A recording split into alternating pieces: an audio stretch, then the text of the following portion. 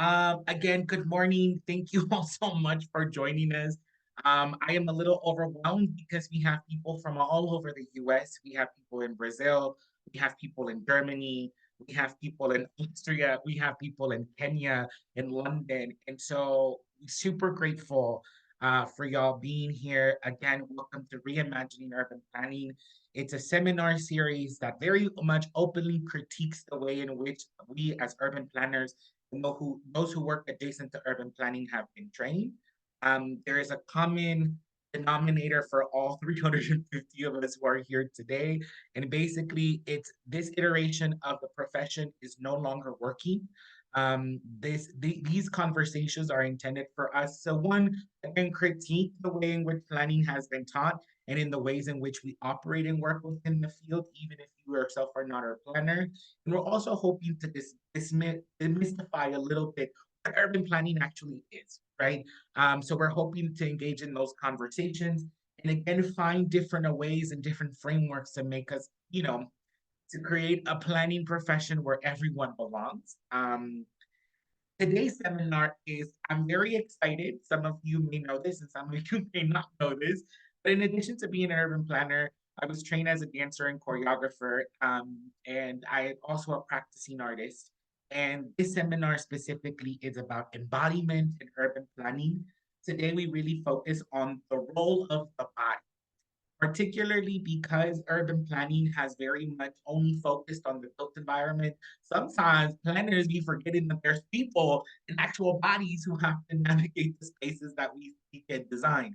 So the conversation today is about the role of the body, the technology that the body houses, because before there was urban planning, we were using the body as the actual planners, right? Our bodies have technologies within them to help us navigate the environments that we inhabit. Again, just a couple of things I want to go through first, just so before we jump in. One, this is the third seminar out of 9 seminars, so we will continue strong through November of this year.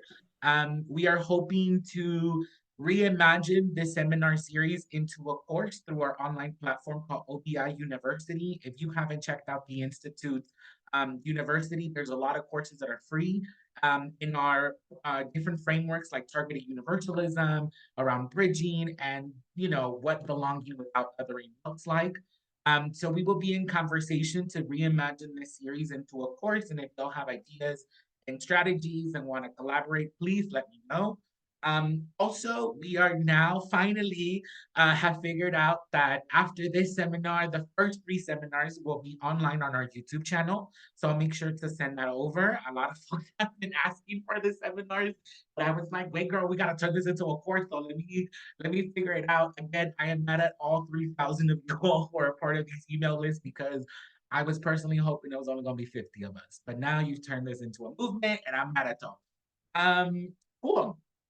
So let's jump right in. Like always, I'll do the introductory descent. Again, the introductory descent are just a couple of the thoughts that are kind of percolating in my mind. And then for today's seminar, we're going to do a little bit of an embodied exercise with Marina, and then we'll move on to the presentations and then get into it. So here we go. Again, some of the percolating thoughts are that inherently, I believe, and please, these are my beliefs and in readings and in conversations with folks, that planning education has mostly trained us as planners to facilitate the transaction of land. But what would happen if planning education taught us to be more of stewards of land, advocates of land? And of course, we can enter into the discourse of what steward and advocate mean. But primarily, I'm interested again in the role of the body. It seems that as planners, we are taught to primarily focus on the built environment and justify people's existence. Audio is very low. Okay. Audio. Oh, what's that? Let me and rather justify people's existence in space. But what would happen if we were to centralize bodies and people in space? Somatics as a field is a field that is primarily concerned with the mutual interaction between body, mind, and spirit. Reminders that the body is an ever-changing vessel that is informed and shaped by culture, both internal and external. Experiential anatomy in somatics is a tool that helps individuals experience the ways in which personal concepts cultural ideas in the physical body influences one another. The primary goal is to move away from an intellectual perspective to a phenomenological one that is embodied, right? The things that we're experiencing inside of the body. What would it be like if we applied this concept to planning, where planning shifted away from an intellectual practice to one that is experienced? The big question is how are internal feelings, sensations, phenomenons translated to the built environment? But before we can achieve that translation, it is important to understand that our internal organs and the systems inside of our bodies are constantly in motion and constantly in function. This is controlled by a part of the brain that unconsciously is activated the organs to complete their functions. This is called the parasympathetic nervous system. So usually when you're sleeping, your respiratory system, these are systems that are inherently constantly moving in space. It is believed that experiential anatomy is best perceived. I lost myself. The experiential anatomy is best perceived in the following way. One is explaining the anatomical function and concept that is happening. So basically explaining the respiratory system, what happens when you inhale versus exhale. Second, in experiential anatomy, what we do, we partner with other participants to observe, feel, and understand the structure, right? So let's say I partner up with Chelsea, who I see here on the call, and I ask Chelsea to inhale and exhale. All of a sudden, I'm paying attention to the fact that the clavicle is starting to expand, the rib cage starts to expand. You see the body begin to relax, and so you're able to better understand what is happening internally in your own body. The next step, the participant is encouraged to experience the function for themselves. And this is in the hopes that the participant begins to have a dialogue with the inner structures and anatomical structures at hand, thus transforming the body. So the concept for here is how do we apply experiential anatomy to something I'm calling, I guess, for this experiential planning, right? One would be breaking down the planning structure. So how do you apply for a variance? Girl, I'm not even a land use planner, but I'm just throwing that out there as an example.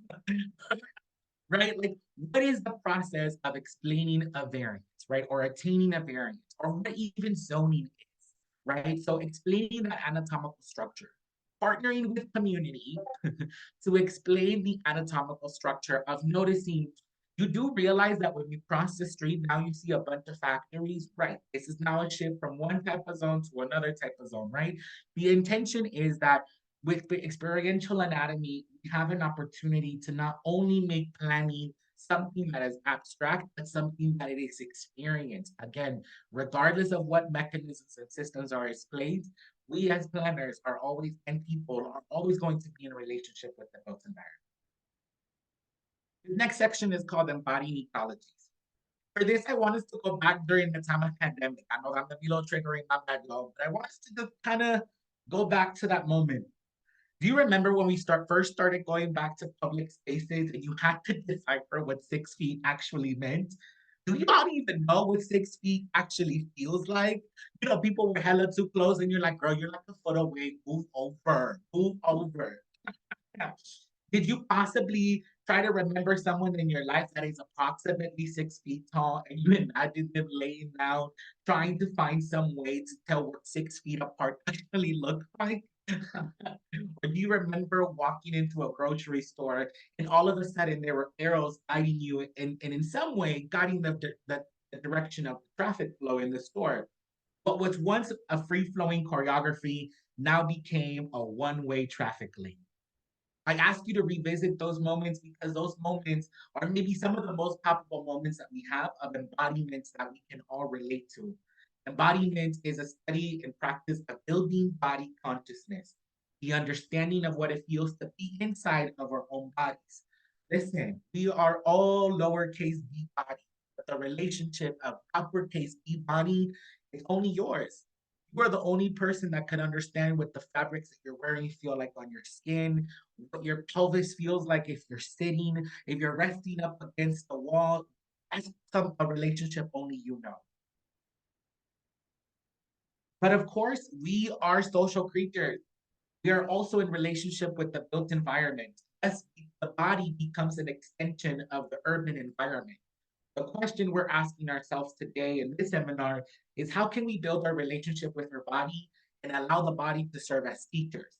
In many ways, urban planning education has trained us to be observers of the built environment when in reality, we are also participants of the ecology we inhabit. There's a feedback loop between who we are as people and the environments in which we live, play, walk through, run in, and recover in. Reminder, and I'm always going to say this, urban planning is a project of settler colonialism and an extension of the perversion that is capitalism. And these relationships have only tethered the relationship that exists between body and earth. So what happens if we center the knowledge housed in the body and we reimagine urban planning as a field focused on restoring the sacred relationship between body and earth? Some thoughts. That's where my mind was when we started off this. With that being said, I'm going to introduce us to our first speaker, who's first going to guide us through a little bit of a embodied activity, and then we'll hear from Marina. And Marina Magalhães is a border crosser, bridge builder, and dance maker from Brazil. Shout out to the folks who are here from Brazil. Currently living on unceded Ohlone land, Santa Cruz, California. Known for her uniquely moving performances and radically inclusive workshops, Magalhães invites movers of all kinds to find the connection between movement making in the body and movement building in our communities. As a community rooted teacher and cultural organizer, she is known for spearheading pedagogic initiatives that uplift racial and healing justice. In 2023, she joined the UC Santa Cruz Department of Performance, Play, and Design as a tenure track assistant professor of dance. She identifies as an academic interventionist and is committed to centering Afro-Latin and non-Western dance forms within the university dance curriculum. Shout out, and I hand it over to you, Marina, longtime friend and collaborator. Thank you so much, Jose Richard. And thank you to everyone who's here. I'm deeply humbled in this moment by the size of this virtual room, especially as a person who is a dancer and choreographer and very new to urban planning. This feels super just exciting and an exciting conversation to get to be a part of. Yeah, so my name is Marina. I am originally from Brasilia, Brazil, and I'm an immigrant to this country. That's very much a part of my story and my dance practice, and I'll be sharing a little bit more about that with you today. Um, Today I'm tuning in from Ohlone land, Santa Cruz, California. And I also have to right off the bat share that the context we're in Santa Cruz feels so connected to this conversation as well. I'm an assistant professor at UC Santa Cruz. And for those of us who've been keeping up with the news of the Free Palestine encampments throughout the country, UC Santa Cruz's student encampment was going on 30 days. And late Thursday night, it got raided by police quite violently. So we've been in, acute response mode to that violence, and this idea of how we occupy space and our bodies in space is so at the center of that conversation. So that's the energetic context I'm in, but also the physical context I'm in. And I'm gonna invite us before I dive into my presentation, since we are talking so much about embodiment, it only makes sense, right, that we arrive more deeply in our bodies. So, I love actually to look at like sort of the screens and see different people like in their embodied state. But if that really distracts you, I encourage you to turn off your camera so that you can really be more fully inside of your own body. So make whatever decision feels right for you. I'm going to keep my camera on for now, but I might turn it off in a second. And I'm going to invite you to, you have a couple different options. You can either come to a standing position, right, and really feel your body in a standing place. Or if that's not available to you, or if you're just not feeling it right now, you can find a more intentional seat, right? And that means maybe scooting your sits bones a little bit forward so you can fully root the soles of your feet on the ground and really feel your spine nice and tall, your shoulders relaxed.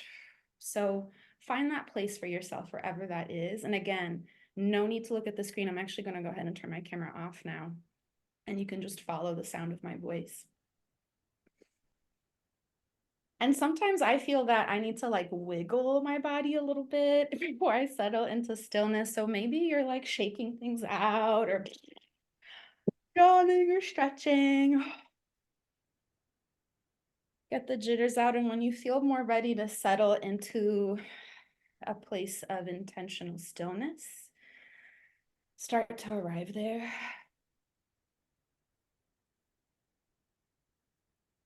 If it's available to you, I invite you to close the eyes. Yeah, a lot of West Coast people. And if that's not available to you, you can simply soften your gaze, invite your attention inward.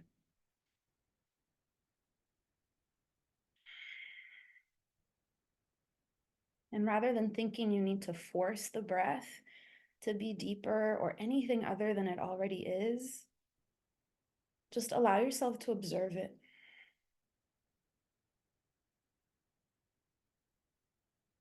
How is my breath flowing in this moment?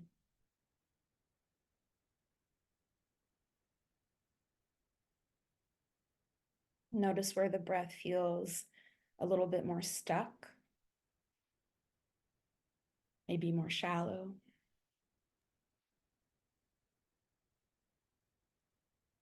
And notice where it feels more free, more expansive.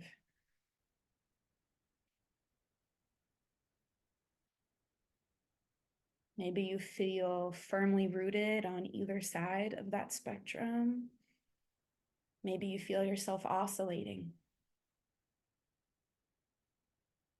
All of this is information. None of it is good or bad, right or wrong.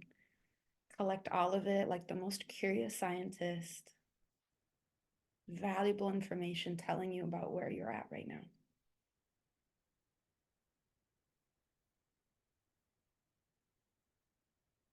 And maybe notice that by the simple act of observing your breath, it naturally starts to slow down and maybe deepen. Lean into that discovery. Allow the breath to flow. Maybe you take a deep inhale in through your lungs. Exhale, you let it out through your mouth.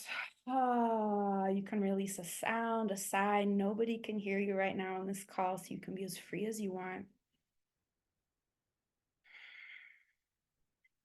Breathing at your own pace. Maybe letting your breath rhythm reveal itself to you from the inside out.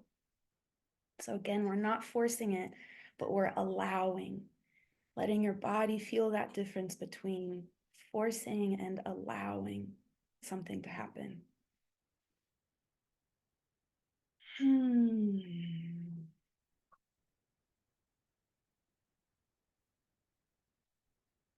we're going to bring our palms together, rubbing them together against each other, generating some heat between the palms. Keep breathing, eyes can stay closed. Connecting ourselves to element fire, to that spark, that axé, as we would say in Brazil. Your own life force flowing through you. Take a nice deep inhale. Exhale. Keep breathing into the palms, maybe thinking of the intention you want to hold for the rest of the call today. One last deep breath in. Exhale, placing your palms in your body wherever is calling to you. Bring that intention deep into your skin, into your muscles, your bones. Take one last deep breath at your own pace, sealing that intention in. Exhale, let it out.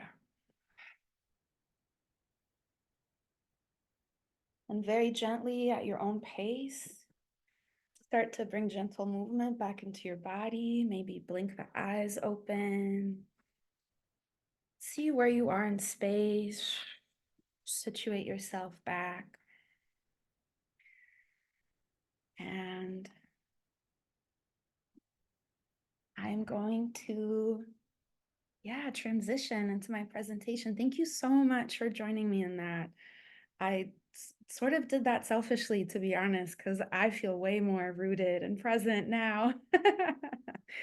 So thank you so, so, so much. And for those of us who like that felt crazy weird, weird and new and different, it was the perfect experience. You had exactly the experience that you needed to have.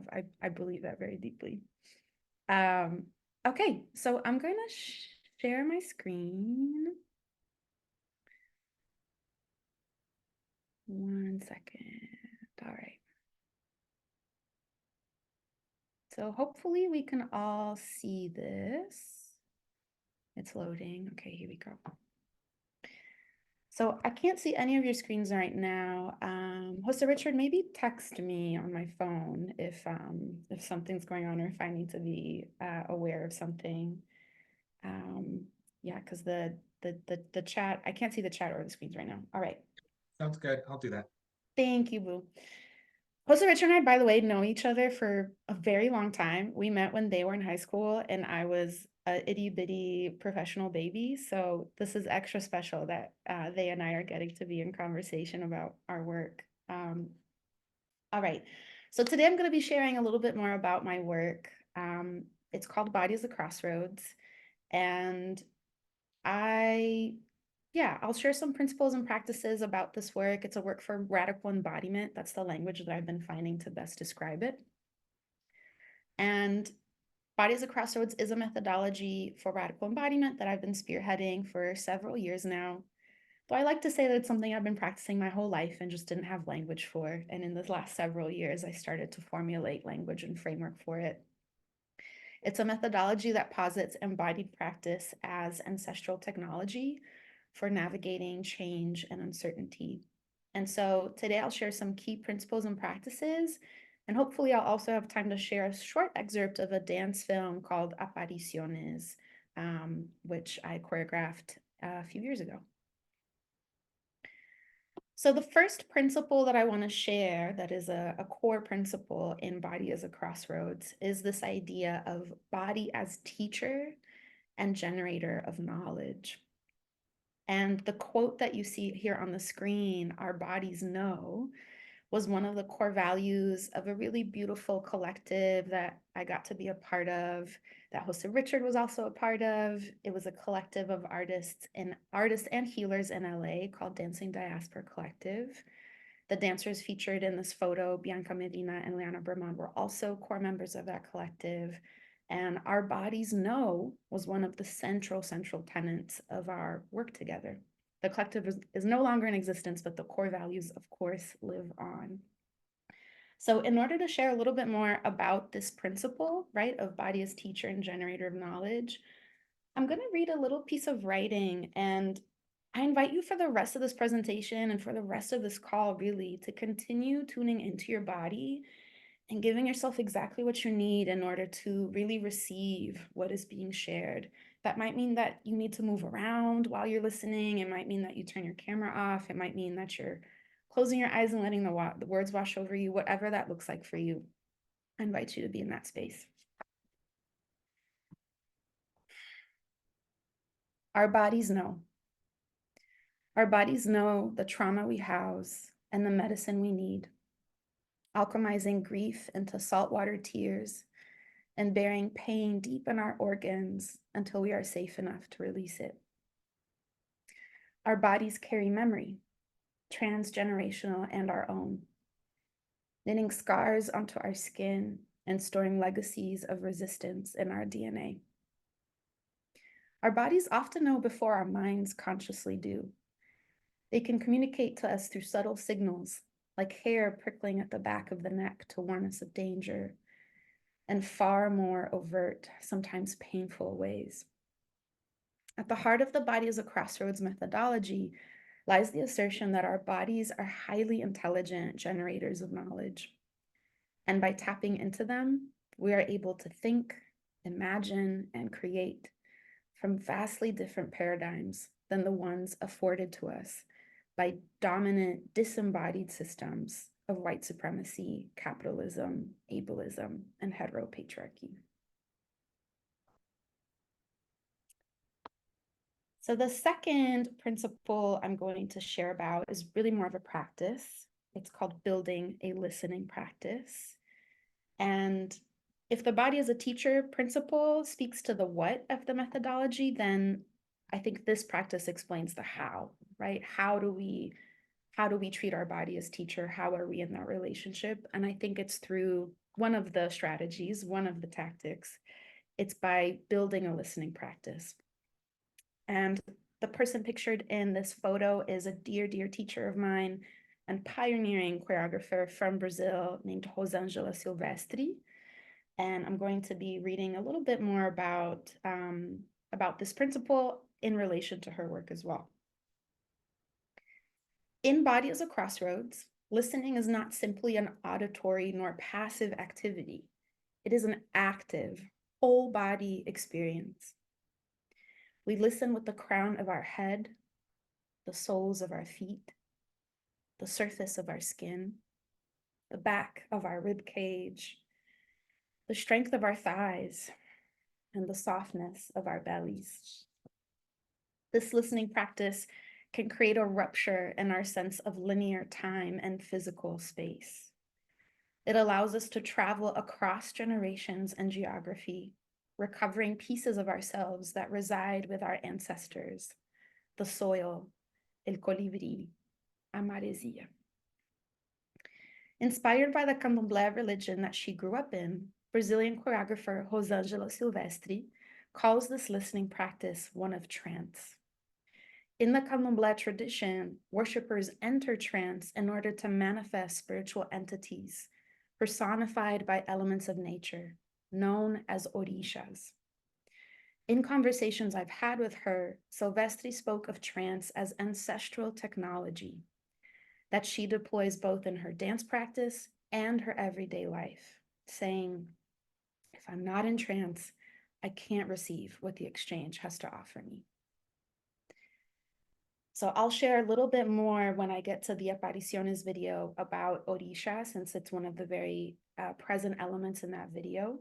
But I wanted to end this part by acknowledging the quote that's on the slide as well, which is by another dear teacher of mine, Vera Passos, who studied very closely with Rosângela for many years. And Vera often says in her classes, lembre, você é natureza. Remember, you are nature. All right, so moving on to apariciones. Apariciones, which in Spanish, for those of us who speak Spanish, know that that means apparitions. Apariciones was a dance film directed by my dear friend and longtime collaborator, Carolina Caicedo, who's originally from Colombia and based in LA. And I choreographed it in partnership with her, as well as in collaboration with the dancers featured in the film. And before I share the excerpt of the film, I want to share a little bit more about the Huntington Library itself, because that's where the film takes place. And that was also the institution that commissioned the film. So the Huntington Library is a botanical garden in Los Angeles, a very, very famous one, and one of the biggest ones in the country. It resides on 200 acres of land. It houses 16,000 species of plants collected from around the world and art pieces that span 500 years. It is the home estate of Henry and Arabella Huntington, who were part of the wealthy white elite of the 1800s. They made their money via railroad and real estate industries. So clearly there is a strong tension between the Huntington Library's history, right, rooted in colonial power, and its current mission of inclusivity as an educational institution. So as artists of color commissioned to activate the space, we sought to complicate the history of the space through our bodies, right? And to visualize its untold histories through our embodiment. And here were some of the central questions that we asked ourselves in the making of this film. How can we hold the space accountable for its history? How can we hold the viewer accountable for this history? How do you speak with the dead? If the dead could speak, what would they have to say? And some of the technologies that we use to unearth some of those answers I've already shared about listening practice and trance. And these are coming from a lot of the embodied lineages, right, that we come from as people from Latin America and the African diaspora. And we also utilized these fishing net art pieces, which you can see here really beautifully depicted on the dancer Isis Avalos, who is a dancer in the film. And these fishing net pieces were created by Carolina in collaboration with many different indigenous communities that she's been in long-time relationship with throughout Latin America, especially around the organizing around river rights and against the construction of river dams, because many of those communities live off of those rivers and depend on them for their livelihood. So the last thing I'll share before sharing the film is that there's a lot of symbology here to a specific, connected to a specific Orisha named Oshun. And for those of us who don't know, Oshun is the Orisha of divine feminine, and she is the Orisha of river water, right? Sweet waters, we say in Brazil, agua doce. So river water, lakes, waterfalls, that's where her energy, her ashe lives the most potently. And she symbolizes this idea of the divine feminine, the fertile, beauty, art, many, many different things. But we wanted to invoke her as to be able to have a relationship with this land that we were on. So you're going to see also a lot of the color yellow, which is her color and part of her symbology. All right, so I'm going to share just probably 2 or 3 minutes of the film because I know I've been talking for a long time and I want to give my fellow colleagues time for their work. And yeah, hopefully the sound is working. Jose Richard, text me if it isn't or if there's any troubles. Apariciones, here we go.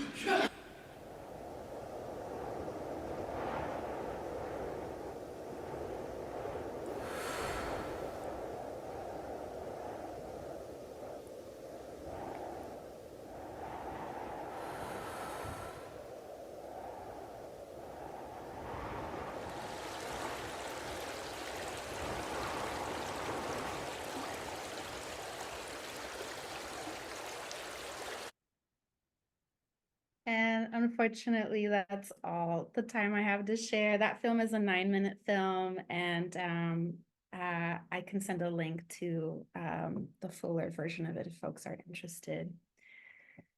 Thank you so much. I'm gonna give it over to Jose Richard. Thank you so much for that, Marina. Yeah, so folks found out I've been outed.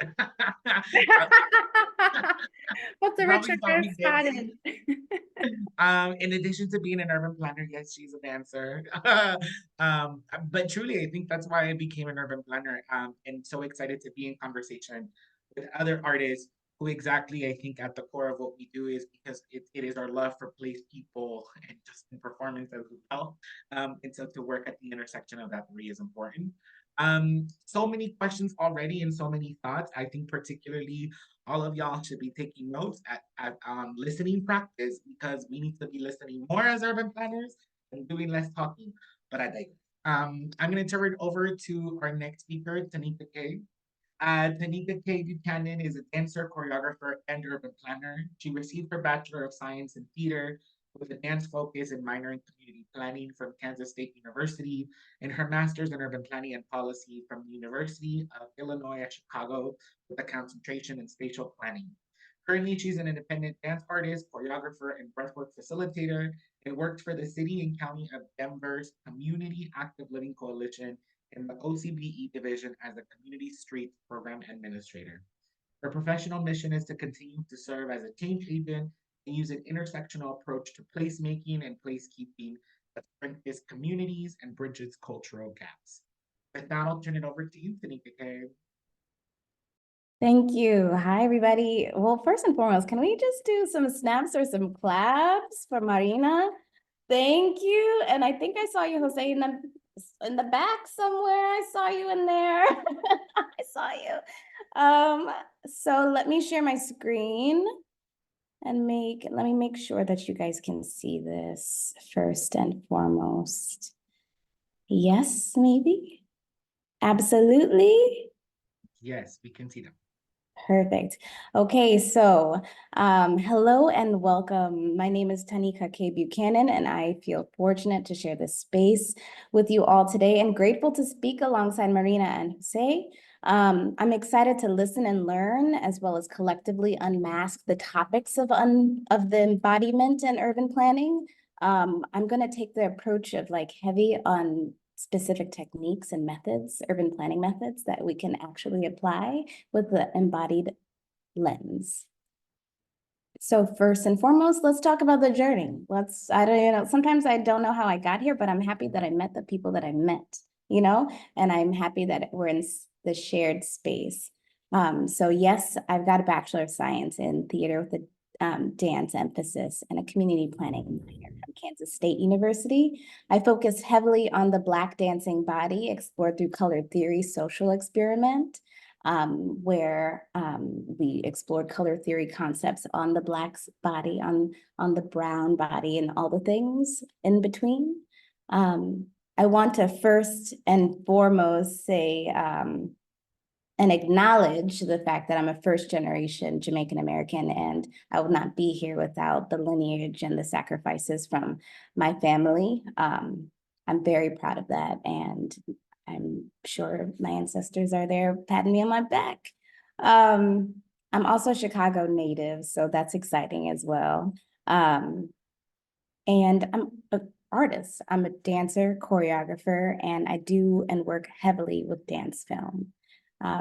When I came back from my work at Kansas State, I worked heavily in the Chicagoland region, teaching dance in school, out and after school at studios, and noticed that there were some connectivity between movement, dance, as well as the built environment. So I went back and got my master's in urban planning from the University of Illinois at Chicago with the spatial planning concentration. And that's where I focus heavily on movement and urban form and improvisational design techniques using Kevin Lynch's theory of 5 spatial orders.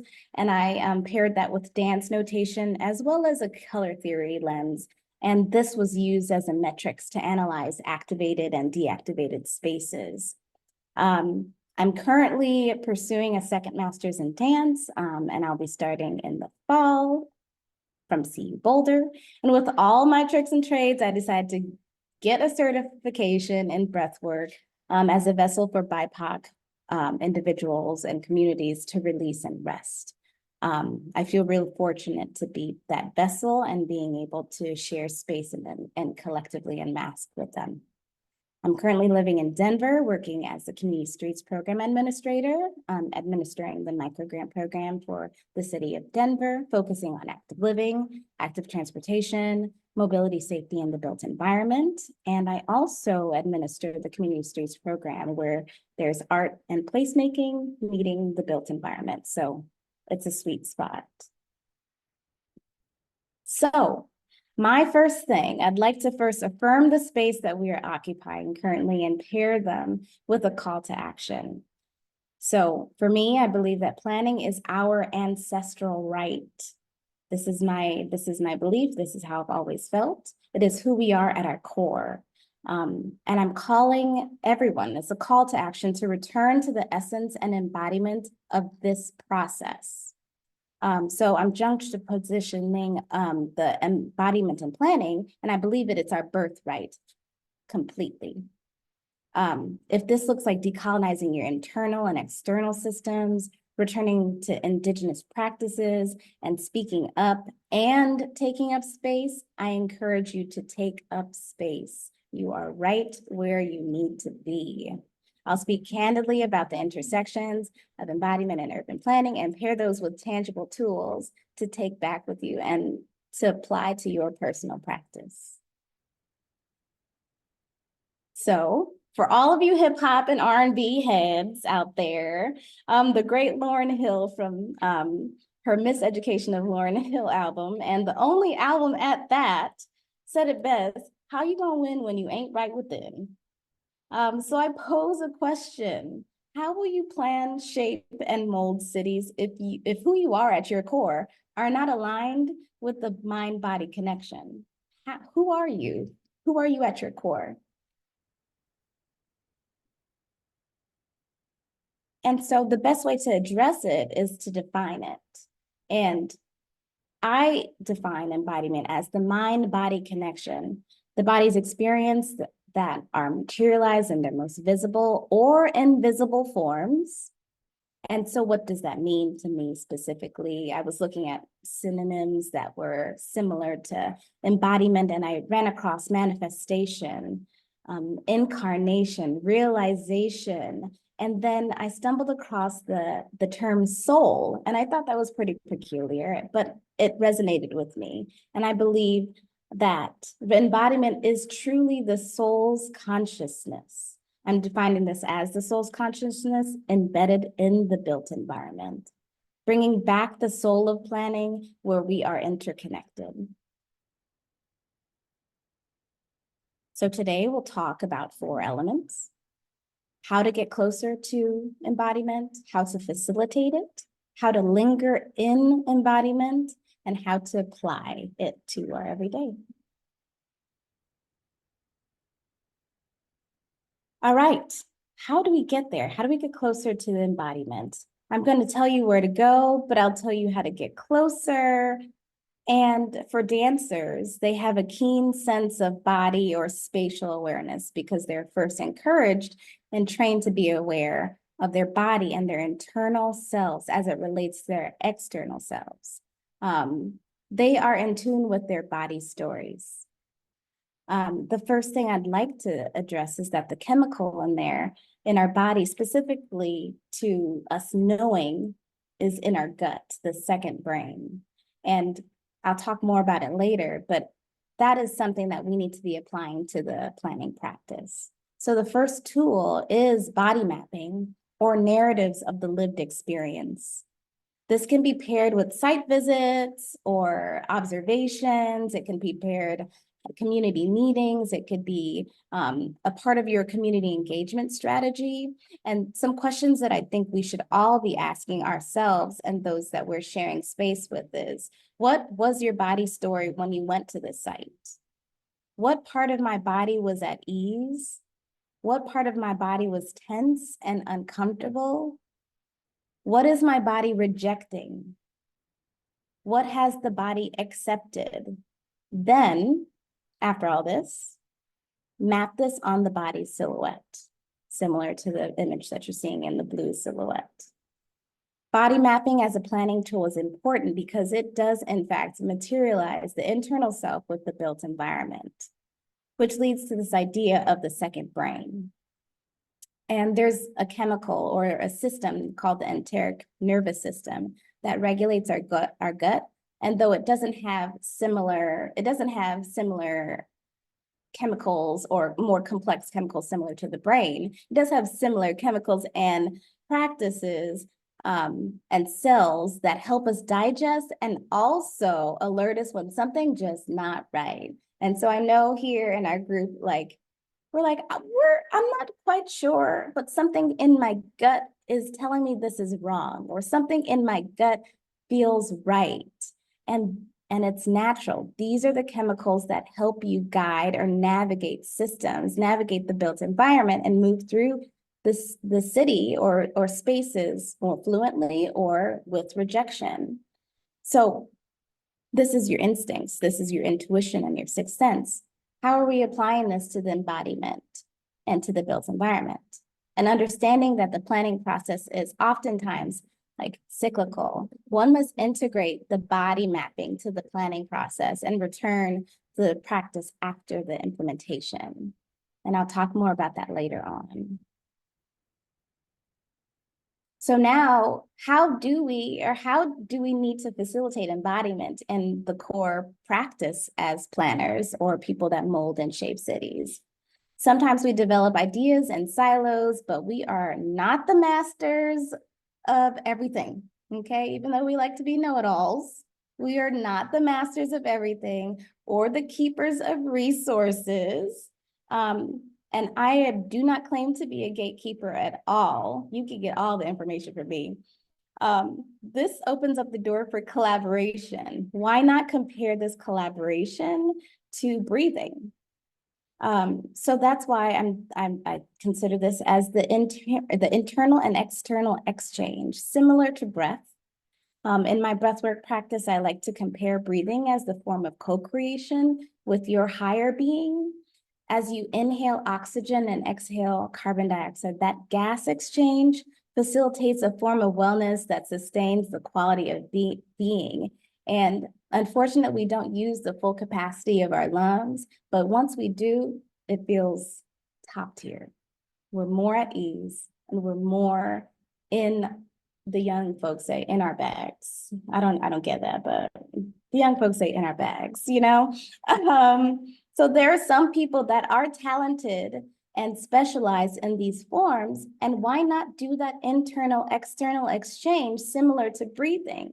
And what I mean by that is some of the internal folks would be city officials, planners, policy workers, architects, engineers, people that mold and shape the city and how we move through it. Working and collaborating with more external partners like wellness providers, dancers, movers, movement artists, trauma-informed prevention coaches. How are you approaching holistic practices in your work to facilitate this form of embodiment? It can't just appear in the community. So what that looks like is co-creation with the wellness providers and having them facilitate and co-facilitate tough conversations in community, giving breath work or emotional regulatory tools to residents and collaborators and contributors throughout the planning process. I oftentimes read the room and I say, you know what, maybe it's time for us to take a step back and just breathe at all times, just to level the playing field. Perhaps the opportunity to facilitate embodiment goes deeper. Maybe you need to get trained into trauma-informed care. Maybe you are not aware of the trauma that the built environment or urban planning has placed on spaces, specifically marginalized communities. And how can you organize or focus on design justice or trauma-informed design practices? Embodiment is easier to uphold and to facilitate when there is an environment and a community of care. So how are we lingering or staying in the place? A lot of times we're on the go. Everybody's on the go, on the go, on the go, on the go. But where are places, third spaces in particular, that you're willing to just stay in and last and dwell in, you know? And for me, it looks like tactile. Tactile is connected to the sense of touch.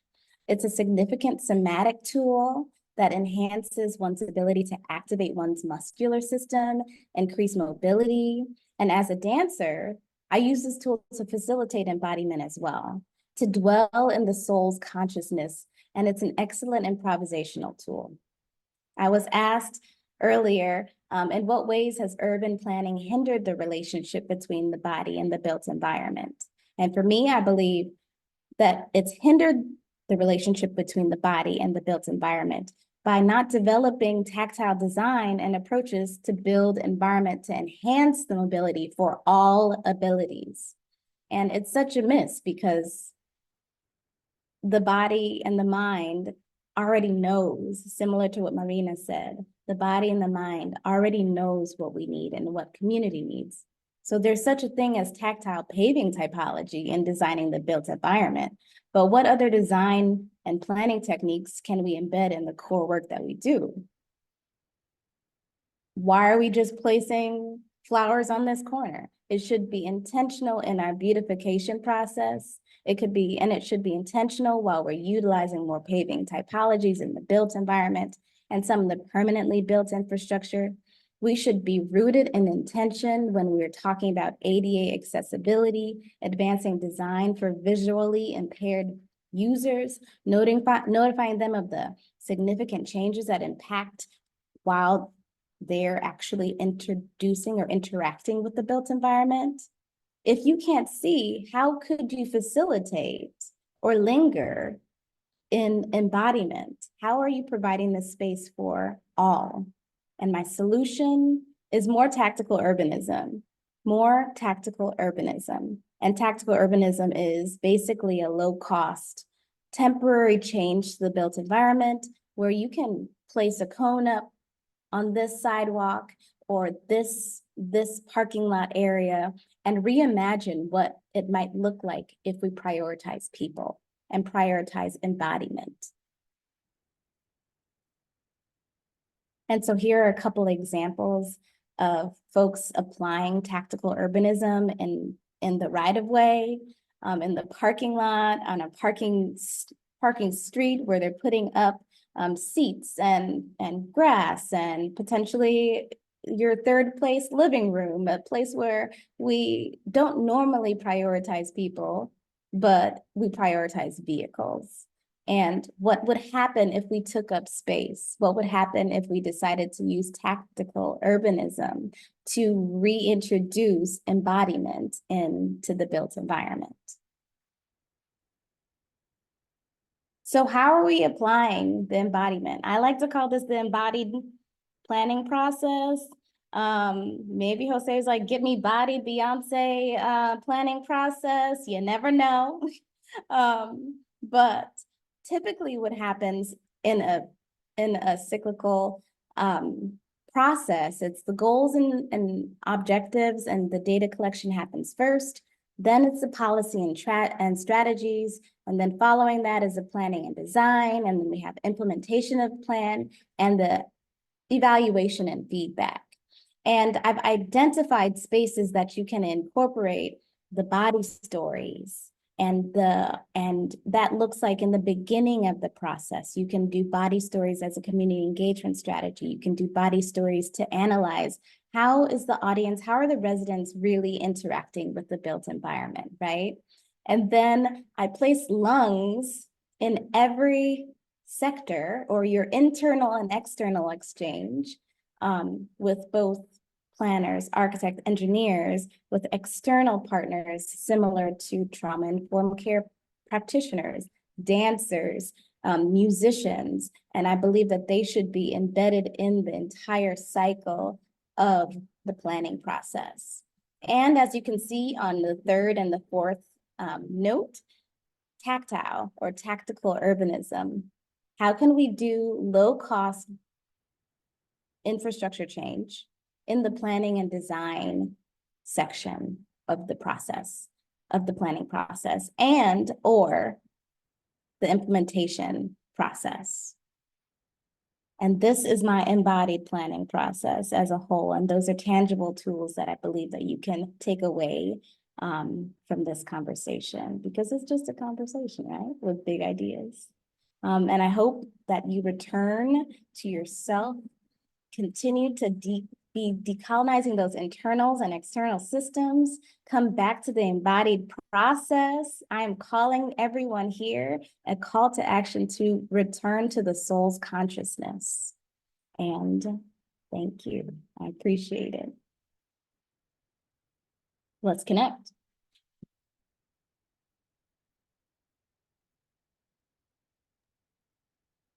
Thank you so much, Tanika. No problem. Let me bring us all back.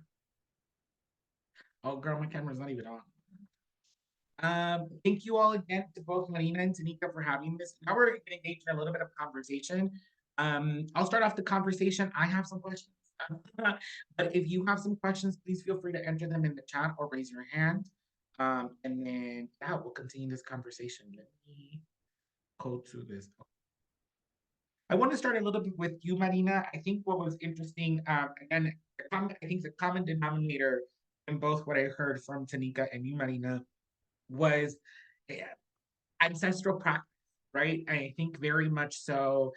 We haven't openly said that in the seminars, but truly that's what it is. When we look at the history and sort of the chronology of urban planning as a practice, it is rooted in settler colonialism, it is rooted in white supremacy, it is rooted in patriarchy and capitalism and all the things that we all hate. And we're currently in this state, I think, particularly today, where we are literally seeing wars being enacted on people in the name of planning. I've said this before and I will continue to say it, but what is happening in Palestine, occupation is a violent extreme of gentrification. So even as planners, we need to be outraged. And so what I'm hearing both of y'all say is just this practice that we need to go back to these systems and connections and ways of relating to the built environment that are inherently inside of us. Particularly if we come from communities that have a diaspora, right, or that have been displaced, that have been pushed and marginalized and killed, we have those technologies within us. But I'm very curious in what you talked about, and if you can shed a little bit more, Marina, on how do you build a listening practice? Because there's something very particular about the way that we listen as dancers that I wish more planners because we not need to be afraid of opposition from community members. If we build a listening practice, I think that we'd be better equipped to understand where the no is coming from when we're bringing designs or we're having engagement projects with community members. And I'll turn to Anita after because that's the gut talking right there. But Marina, I'll ask you first, how can we build a listening practice? Yeah, thank you for that question, Mr. Richard. And also props to Tanika K. That was such a gorgeous presentation. I was fiercely taking notes the entire time.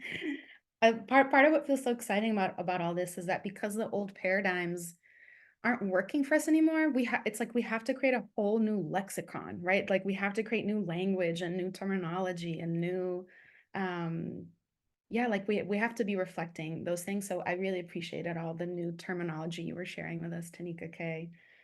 Tactile urbanism and embodied planning process. Yeah, I'm going to really take that with me. So answering Jose Richard's question, how do we engage in a listening practice? Yeah, so in dance, right? I often like to think of dance living within a spectrum. And on one side of the spectrum, there is 100% improvisation, where you have no idea what's about to happen and you are totally in the space of unknown and possibility and surrender. And then all the way on the other side of that spectrum is choreography, where it's 100% pre-planned, pre-coordinated, rehearsed. And what's kind of amazing to me and what infinitely fascinates me about dance is that no matter how choreographed, right, no matter how rehearsed something may be, because the body is the body and we are humans, it will never be the same thing twice, right? It will always be a little different. Something is always unexpected that's going to happen. Um, so I think there's a spirit of the improviser that lives inside of us if we're dancers, that I think is an incredibly intelligent and and potentially really subversive, um, sort of alter ego that we can tap into because we've developed so many skills as movers to know how to adapt, to the quickest of changes and the most chaotic of situations. Like, um, I need to be able to know how to find all of my soft spots if I'm falling on the ground so that I don't totally hurt myself, right? If I fall off of my leg. And anytime I go into a movement, especially a movement that's more dynamic or more physical, it's an act of faith, right? Like I'm trusting that my sense of alignment, my proprioception, like that's going to carry me through, and that I'm going to be able to survive that moment and to get through that moment. So that's why I really love to think of our embodied practice as this technology for navigating change and uncertainty. And how do we amplify that? Like, how do we expand what I like to think of as a listening practice inside of that? A couple of things came to mind. I had so there's this choreographer at UCLA who was a professor of mine for many years. I went to UCLA for my undergrad. And something that she would say in our rehearsal process, which has stuck with me to this day, um, when we would engage in this practice of improvisation, right? She would say to us, seek to be interested, not interesting. Right? So there's often this thing, as dancers, especially, where we're like trying to impress people, right? Like, look at my training, I can be so interesting. But the kind of dancing that you get when you're moving from that place can feel so artificial and so forced, and like there's an energetic quality to it, right? Um, that doesn't feel authentic. It doesn't feel honest. And so how do we tap into honesty? How do we tap into that authenticity? I think curiosity can be an incredible tool that intervenes on that, right? So if I'm seeking to be interested, like genuinely interested in what's happening, that automatically puts me in a listening position because I'm no longer forcing an agenda. I am like widening out and like, okay, I'm asking myself a question, right? Like, what am I actually curious about? And then I'm allowing my curiosity to go there, and I'm gonna try to be interested, right? Like, what is calling my attention? Is it this little pinky finger? I'm just gonna stay with it. Where is it taking me? Oh, it's taking me to here. And I'm just gonna stay interested in what's happening. Um, it's such a different energetic space to be in, right? Than I'm going to try to be interesting. I'm going to try to, which really at the heart of that is an imposition of an idea, right? I'm going to impose what I think it should be. And maybe that's where the bridge, between dance and urban planning exists, right? Is that when we are given that much power and authority, um, yeah, the temptation to impose what we think it should be is really quite strong. Um, but if we are committed to being in a listening practice, yeah, maybe this curiosity tool, right, can be a way to break that. Did that make sense? I hope so. Oh, 100%. I think a lot, maybe Tanika K and I are both like laughing and nodding because I'm like, you just hit at the core issue and critique of planning. There are too many planners and architects who are more concerned about being interesting and that the design elements, that their interventions are interesting, that they can, hashtag verify equity. Because even some kinfolk are definitely guilty of that. But as opposed to being interested, like how many folks, particularly speaking from my experience prior to being at the Institute, I was at the Los Angeles Department of Transportation. And see, I was interested because I've been a bus rider my entire life. In some little multiverse, it was like a dream job. Like it was like, oh my God, like what happened? I've been riding the bus my entire life, and now I get to work in the Department of Transportation. But let me tell you, over 99% of the people planning the transportation system in Los Angeles are not even from LA. There is no visceral gut intelligence to the places that people are inhabiting. Literally, as planners, I think we are very much so far removed from communities, right? And I think the listening practice is so key and so important because then we become interested not in the fucking space, not in property. That's what colonialism and these systems of power have taught us to be interested in property and profit over people. And so I think that that analogy and that perfect quote of learning to be interested and not interesting, I think it's so applicable. So kind of something I'm gonna turn to you, Tanika, just because I think you and I inhabit those spaces. And also, folks, please feel free to raise your hand and also ask questions. We'll probably have space for like 2 questions. I want to be mindful of time.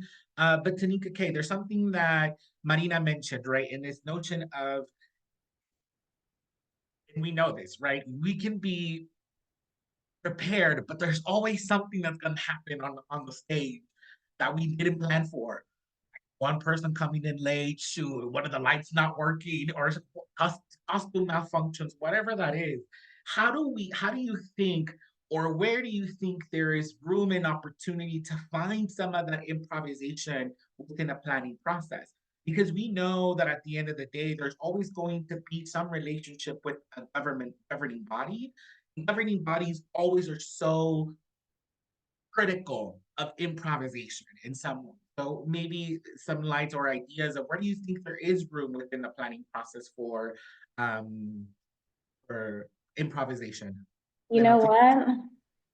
This is a good question. And I think about this often, and I feel like I've been talking and thinking about this for the past decade or two.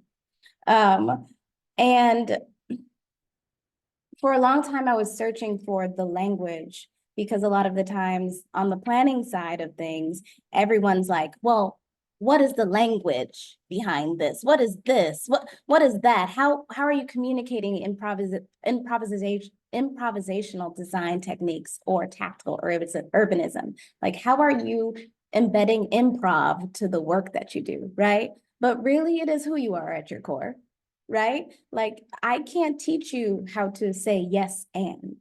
And so a lot of the times when we are in the dance space, again, like Marina said, someone applies weight on your body, or someone says, I'm gonna go over you or under you, you have to naturally say, yes, I'll receive this and I'll add on to this. And that is a technique that I use in the work that I do now in the community, in the streets of Denver specifically.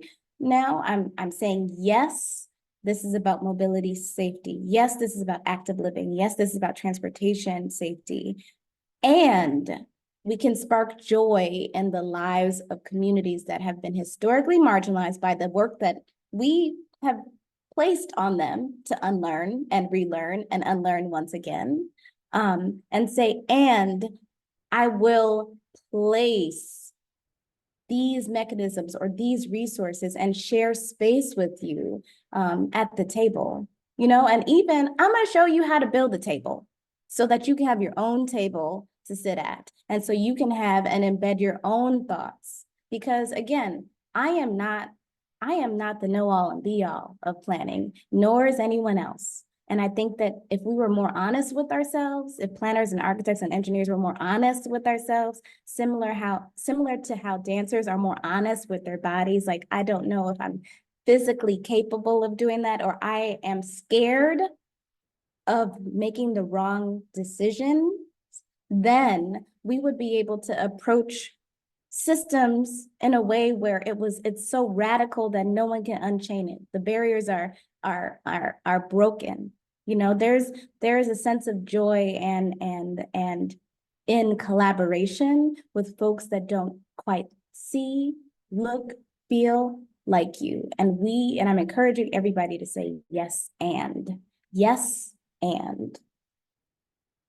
So I hope that answered. Because No, I just feel passionately about this. thank you so much. I think this seminar is being very selfish because because I sit at the intersections just like you of choreography and planning. I think it's hard sometimes to communicate the way that I see the world, and it's like but it's like it's there, and you want to talk about the yes and the ability to connect on a more legit like people level, and then everything else kind of falls along the way. I'm going to turn it to the for the folks who have their hands up. I'm going to ask if you can just ask your question, and then we'll attack the questions at the end. So I'll start with Venus, if you want to ask your question. Yeah, I'm gonna like maybe put some words out there and some experiences, and then we can see what if the question can get formed. But I'm thinking about like I'm a industrial designer by trade, or just also by training a little bit, so I have some experience with the design process in like um yeah, and like working with quote unquote users or like just like other people in the design process. And I'm thinking about how when bringing embodiment into it, I also, yeah, it's like a different, there's such a cyclical nature to embodiment and to feeling and to experiencing knowledge that way, that I can just see a lot of like friction coming up with the ways we design and like this linear way of designing or linear way of like moving through space or like wanting things to get done quickly or on timelines or with deadlines. And so thinking about improv and embodiment and faith, how do you, in your practices of like co-creating with space or with people in space, how do you like honor sometimes the like need to be in the uncertain or unknown and be in like circle back to something that we maybe left behind and like yeah, I'm answer the question to both Tanika K and Marina. And then thank you all so much for your beautiful sharings. It was so delicious. Thank you so much for that. I'm going to turn it to Ife Chuku. If you can ask your question, and my apologies if I mispronounced your name. Thank you. I'm Ifechuku. I'm training to be a physician, which is very antithetical to just the way I see the world. And I'm doing that because it is the way that the people I care about the most access quote unquote healthcare. It's nothing healing about healthcare as it exists, but that's where they go when they have ailments. And I'm wondering about how you all of this also this is it's all of this is just in my body. It's in my body. Um, and I'm reconnecting to ancestral healing and lineage practices and yeah, all of that. And also the questions that are being asked in this space when it comes to embodiment is literally not existing in these conversations around treating the folks who, because health insurance and the folks who show up it's actually very much like from a disembodied place in thinking about systems as independent. I'm also a neuroscientist, and when you talk about the enteric nervous system, like very much so. And there's elevation of one over the other, right? Like very Cartesian way of seeing things. And so I'm wondering when we think about space and when you talk about like marginalized spaces, I mean, AAPI month just passed, and I was like learning about the Fillmore and how one group got removed and another got welcomed, and then urban blight moved in and pushed out folks anyway, right? Like I'm in San Francisco and like the Fillmore district and that history, and the fact that there's a bunch of those replicated, and we tend to see health disparities in these spaces and in these areas. So like, how do you start to even to a healthcare practitioner, to a person who is seeking healing, and obviously individuals are very much divesting from the healthcare spaces as we know them, which I'm really grateful to see. And at the same time, the economic stuff that don't work out quite well.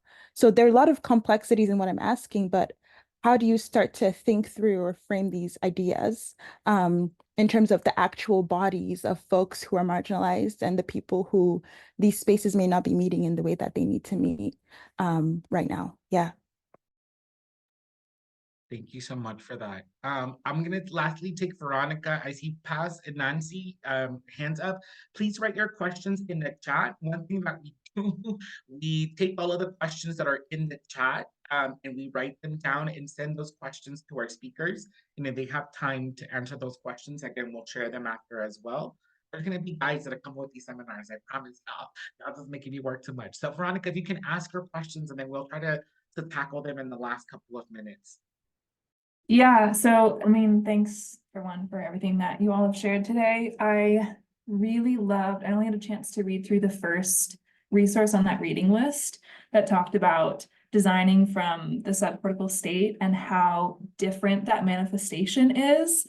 And that has just been fascinating me. I'm a civil engineer by training, and that's what I do right now. I work in the private sector, and I think it's so fascinating to look at the designs, these like linear designs that we have right now as representative of this disconnection from the subcortical and this disconnection from relationship. And that's just kind of like an accelerant in and of itself, where we end up with these spaces that are very disconnecting, right? And they're perhaps interesting to look at, but they don't reinforce engagement by those who are passing through them, either with the land or with one another. We're designing from like an aerial perspective all the time. And I think something that I really struggle with is as a designer, the information that we gather to design based off of are things like surveys, which are very anemic understandings of where we are, right? So, and honestly, I struggle as well because we don't necessarily always have a community engagement or other types of ways of knowing embedded into our contract and our scope, right? Either the RFPs that we're responding to or the ways that we're building our contracts. So I'm just kind of wondering if any of you have other ways of developing that understanding or other ways of designing that do support relationship, right? Like how we embed them in the process. It's a very big question, but that's just the things that are passing through my head right now. Thank you so much. Tanika and Marina, yeah, have a minute to try to answer any other questions. Sorry. Who's first? It's like, who's first? I think for Veronica, I think one of the best things to do I'm going to answer one of the questions. I know that you're basing your questions or how you're designing based on surveys, which, oof, if we could throw away surveys sometimes, that would be great. That would be great. But what I would encourage you is to really try and understand the people's body stories as it relates to the space, right? So that practice where you're encouraging folks to see what parts of their bodies are at ease and what parts of their bodies are rejecting. That's one thing that I would recommend specifically for you, to really start with body stories as a mechanism to off-put some of your surveys, because yes, that could be kind of annoying. Like, that could be a little annoying. And everyone was asking so many great questions, but is it Ifechukwu? This one is in particular to health. Yes, correct. I would personally, I do understand that health and urban planning also has another intersection. I would also say, yes, thank you for the work that you're doing. I really appreciate it. I appreciate the advocacy that you're doing for those who are marginalized. And I would love to connect and talk more about this. However, I would say specific to your question, which remind me the bottom line of it. Just give me 2 words. Yeah, just how do we start to connect folks' physical state of being, like their current health state of being, right? Like how do I start to connect that into what you're talking about? Yeah. When the system they go to get healed in is very much encouraging disembodiment. I would ask myself and the people, what were you doing in the 50s, the 40s, the 30s, the 60s? I would then identify what mechanisms or what kind of systems or techniques were being placed, because again, this is in our ancestral practice. We already have the things that we need inside.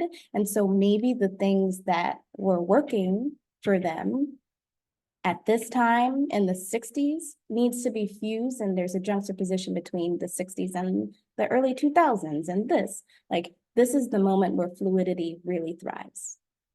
So that's my answer for now.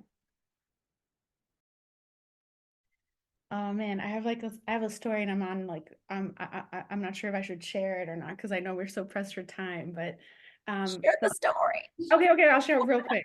So it's in connection to Ifechukwu's question about health. So I've been dealing with a lot of health stuff lately. I've had, and I think also just as people who are really like pushing our bodies to their limits, right? As dancers, like we accumulate injuries, unfortunately, through the years. So I injured my knee in 2017. I've had chronic knee pain since then.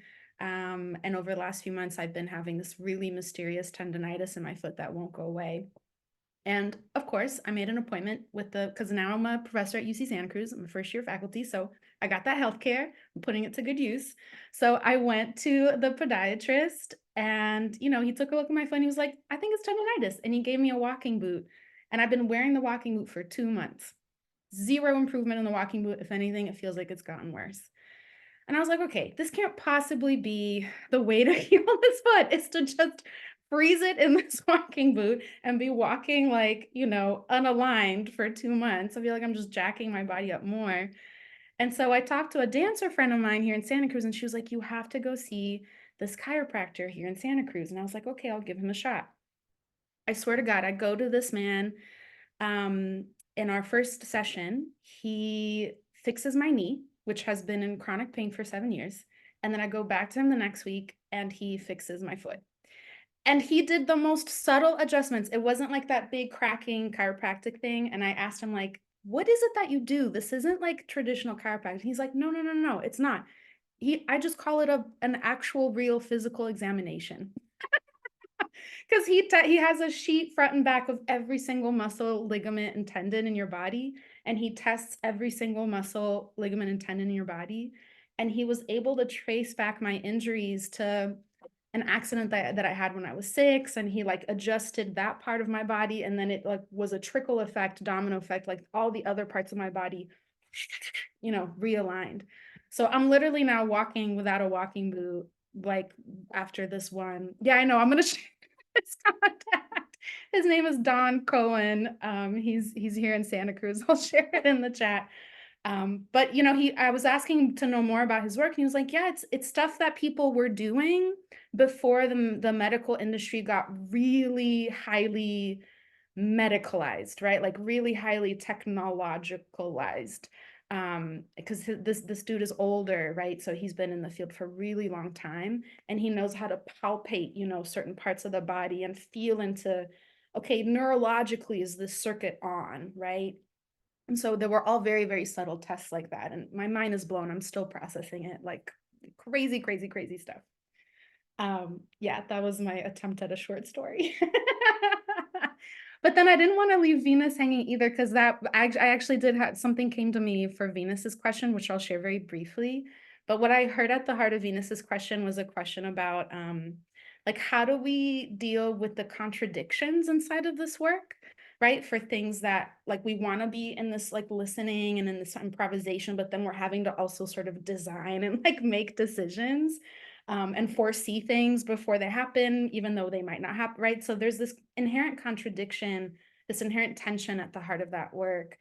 And I really want to uplift Adrienne Marie Brown's work around emergent strategy, which is a book that I worked with very, very closely in my MFA studies when I was really giving language to this body as a crossroads framework. And I think she so beautifully articulates this ability to both be an emergent, right, being in an emergent state, with pairing that with an ability to strategize. And that often the things that we think are like at odds with each other, right, they're not necessarily, right? And our dance practice teaches this all the time, because if we bring movement to those things, like the tension can become malleable and generative. It doesn't have to be stagnant and stuck. So yeah, I wonder if there's a way to be in a generative tension and a generative duality with these ideas, right? To understand that to a certain extent, we have to be like water. Like we're going to be moving in a direction, we're going to be strategizing, but we're also going to be soft and malleable enough that we are able to shift and able to improvise and stay in the listening even as we're strategizing, that those things aren't necessarily at odds with each other. And actually, a dear colleague of mine talks about this a lot in her work. Her name is Dana Fitchett. And she says, you know, the things that we often think are at odds with each other are actually complementary. Like they're actually necessary. Like not only are they not at odds, they are necessary for each other to function. So I'll leave it at that. Thank you so much. I love that. And just briefly, one thing that did come up in the chat was talking about the gut feeling and the gut brain when it's also paired with in relationship to certain bodies in space, like unhoused folks. Just a reminder that the body is also political, and that the body is in relationship with the socialization. So your gut intelligence might also be socialized by systems of power. So it's both the unpacking and the unlearning, the building the knowledge and connection to body. And that's what we're seeking to do here. And I love what you said, Marina, about generative conflict. Folks definitely know at the Institute that I'm all for belonging, but don't make that shit kumbaya. Like, no, that's not the type of belonging I'm here for. Like, it's okay for us to be in conflict. We'll work through it. We'll apply restorative practice in the hopes of us transforming. But like, don't give me the kumbaya shit. No, no, no. It's okay to go through conflict. So thank you all so much for coming to our third seminar. There's so many things to tell you all. July 11th is our fourth seminar. Of course, if you have registered, you are part of our email list, so we'll send a reminder. The fourth seminar is actually very exciting. It's about the role of advocacy in urban planning. So when does an urban planner get held accountable? Because our profession has a lot of power and some of y'all be shying away from conflict. So we'll talk about conflict in July. That's coming up. Know that there's a couple of cool things that are being inspired by the work here, and I'm going to share that with you all as it continues to unfold. But we're hoping to engage in a study group around radical imagination at the Institute, thinking about what it is, what it's rooted in, and different techniques. And so hopefully that's up and coming. A couple of things that also come up when I'm thinking about this work. I sit in a couple of committees for APA. So soon we'll be having conversations around some of the lessons learned and hopefully doing a sort of a systemic analysis of planning curriculums in the country and critiquing them and being like, y'all need to do this and y'all need to include these competencies in planning, but we'll see it. And these are all just dreams right now. But we are super grateful for these seminars because after every seminar, there's always like 2 weeks of follow-up conversations and projects and ideas that you all have. Feel free to always reach out to myself or Mailana. We will be sending up a following email with some of the resources shared from both speakers today and anything else that they would want to share with you all. We'll share that out. Folks know about the Discord. So there's a Discord. We see a chat that comes in. Y'all be connecting. Y'all be talking to one another in the chat. So we try to look at some of the things and resources that are also shared in the chat and share it back with you all. And we'll see each other in July. You'll get an email when all 3 seminars are up. And we'll continue to roll them out. So again, thank you for coming to our third session of Reimagining Urban Planning. And hopefully I'll take some good lessons with you all and we'll see you next month.